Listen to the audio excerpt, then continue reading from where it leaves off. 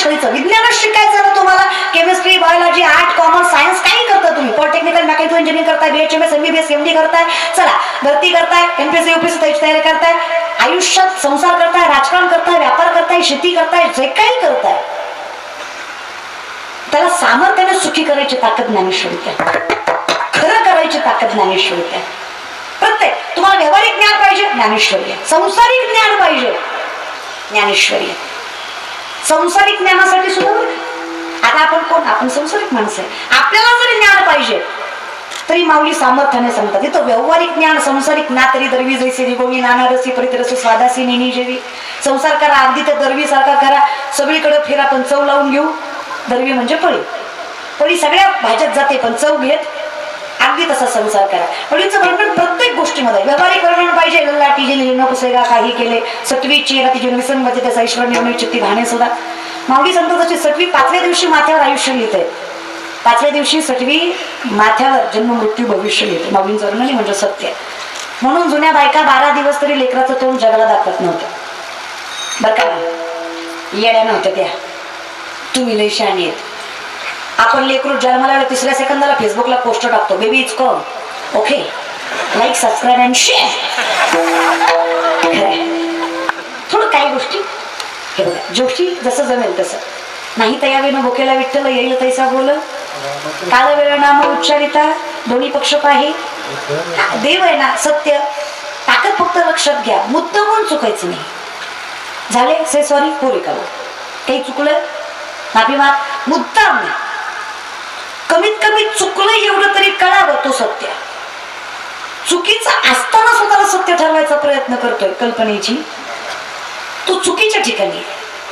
पण विनंती, चुकलं एवढं तरी मान्य करा. कळते न कळे कळते, माऊलींचं अर्थ नाही, कळते न कळे न कळते कळे. साधं सामर्थ्याने कळत नाही एवढं ज्याला कळलं तो शहाणा आहे. ज्याला नाही कळत हेही कळत नाहीये त्याला काय बोलावं, हे की नाही. विनंती, कमीत कमी सामर्थ्याने समजून घ्या की इथून पुढे तरी परमार्थ करणं गरजेचं आहे. ज्ञानोबा तुकोबा आहे समजून घेणं गरजेचं आहे. खूप कृपा आहे दादा, खूप कृपा आहे, खूप. एकदा ज्ञानेश्वरी वाचून बघा, एकदा समाधीवर मस्तक ठेवून बघा, खूप कृपा. एकदा गाथा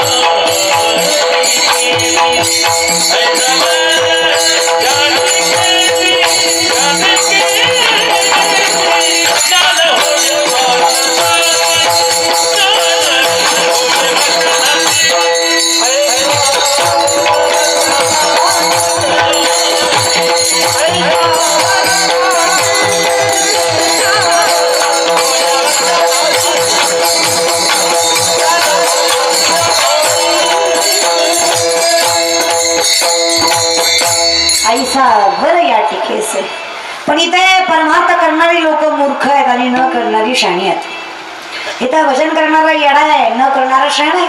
अनएज्युकेटेड आहेत भजन करणारी. बोलल्यावर राग येईल तुम्हाला, पण हे कलियुग आहे. इथं वरातीत नाचणारी पोरगी सुशिक्षित आहे आणि कीर्तन करणारी नालायक आहे. काय जग आहे म्हणा. म्हणजे ज्याला मटण चावना त्यानं माळ घातली तो महाराज. अरे येड्या त्याला चावणं घातली, आम्ही चावायला यायच्या आधीपासून घातली. काय फरक आहे का नाही. माझा बाप माळकरी, माझा आजा माळकरी, माझा पंजा माळकरी.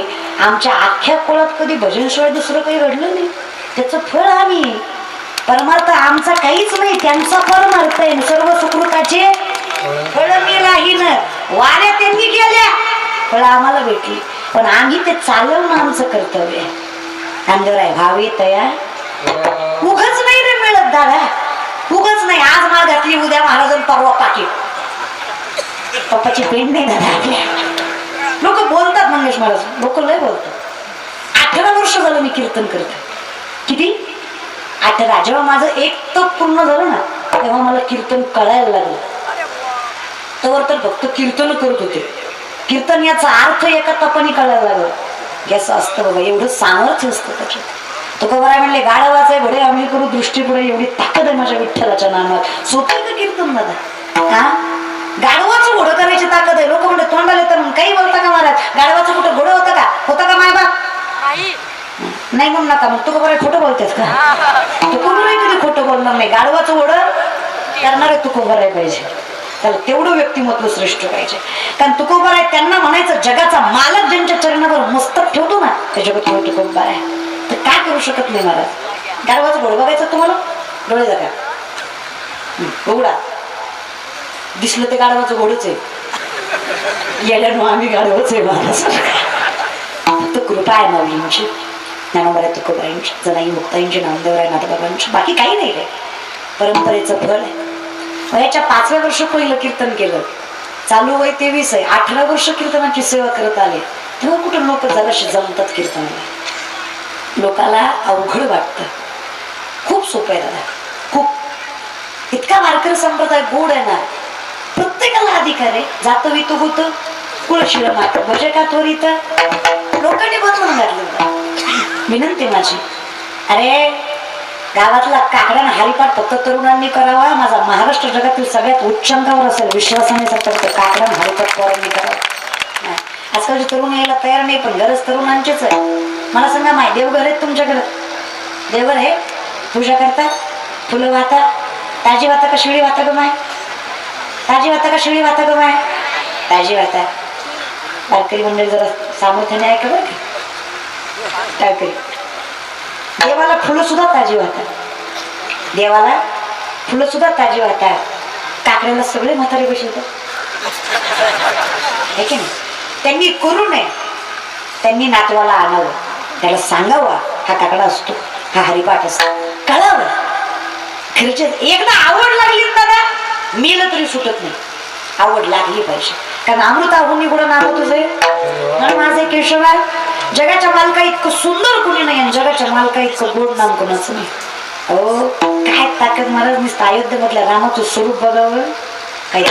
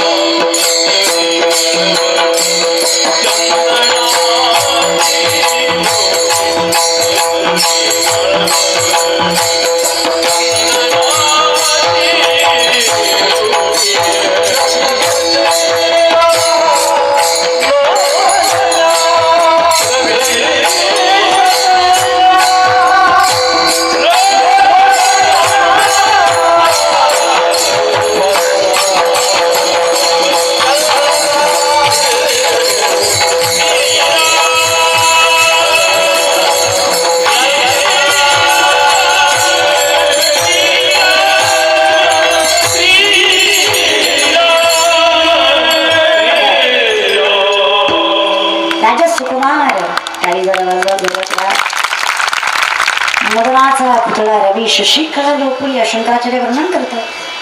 अधरम मैथुरम मधुरम नयनम मधुरम हसितम मधुरम हृदयम मधुरम गमनम मधुरम मधुराधिपतिरखिलम मधुरम. जगाच्या मालका इतकं गोड काही नाही महाराज. त्याला नुसतं बजाव ना.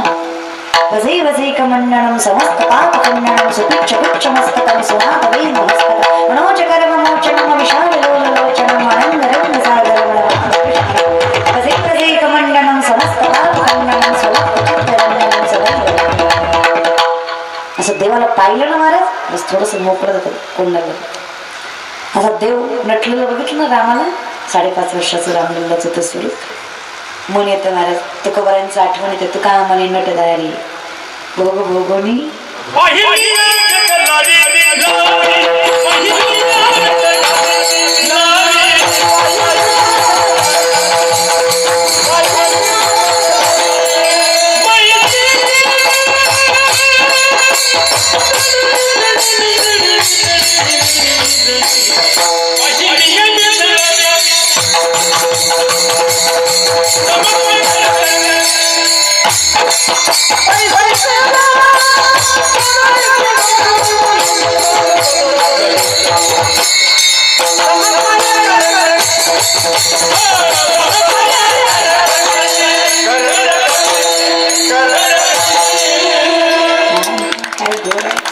जगाच्या मालकाचं कौतुक ब्रह्मादिक सुद्धा करू शकत नाही. काय ताकद बघा, देवाला बघावं निसतं रे. पण आता हा आनंद ना वारकऱ्यालाच कळतो. वारकरी तो असतो, तो स्वतः झोपडीत राहील, पण जगाच्या मालकाचं मंदिर सुंदर असतं, देवघर स्वच्छ असतं. हे कौतुक त्यालाच कळणार आहे. फार ताकद आहे, फार. पण आम्ही कसं, आम्ही धर्म विसरलो, आम्ही माती विसरलो, आम्ही देव विसरलो. फार काही लांब जाऊ नका, फक्त विनंती एवढीच आहे, धर्माचं कौतुक शंभूराजांना विचारा. त्यांना विचारा काय असतं. 42 दिवस राजा तडपडते. हा आजचा दिवस आहे दादा. आज 1 फेब्रुवारी आहे. ही 1 फेब्रुवारी म्हणजे इतिहासातला सगळ्यात काळा दिवस आहे. ही 1 फेब्रुवारी म्हणजे इतिहासातला सगळ्यात काळा दिवस आहे, जेव्हा माझे शंभूराजे हाती शत्रूच्या लागलेत. 42 दिवस राजे तडपडतायत. आमच्या पिढीला इतिहास वाचणं गरजेचं आहे. धर्म कशाला म्हणतात? 56 लाख कोटीचं तख्त शंभूराजांना मोगल देत होते. ताकद लक्षात घ्या. कारण जो औरंगजेब आहे त्याच्या संपत्तीचा विचार केला तर या भारताची संपूर्ण संपत्ती त्याचा 1/3 भाग होता. या भारताची संपूर्ण संपत्ती त्याच्या संपत्तीचा 1/3 भाग होता. शंभूराजांना मुघल लाचारीसाठी म्हणतायत. 56 लाख कोटीचं तख्त शंभूराजांना मुघल द्यायचं म्हणतायत. प्रश्न फक्त 3 है. स्वराज्य का खजिना जिन लोगों ने हमसे गद्दारी की उनका नाम वो इस सल्तनत को सलाम.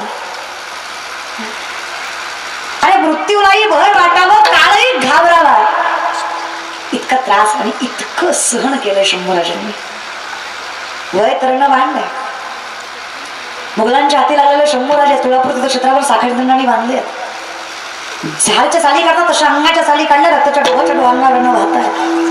झालेला जखमेला त्रास व्हावा, तो तिकटाची मिठाई थोडं राजाच्या अंगावर केली जाते. रोज एक कावळा कापला जात आहे. पायाची बोट, हाताची बोट, जिभेचा तुकडा मारलाय माझ्या राजाचा. अरे ज्या साली काढल्या त्या कुत्र्याला खाऊ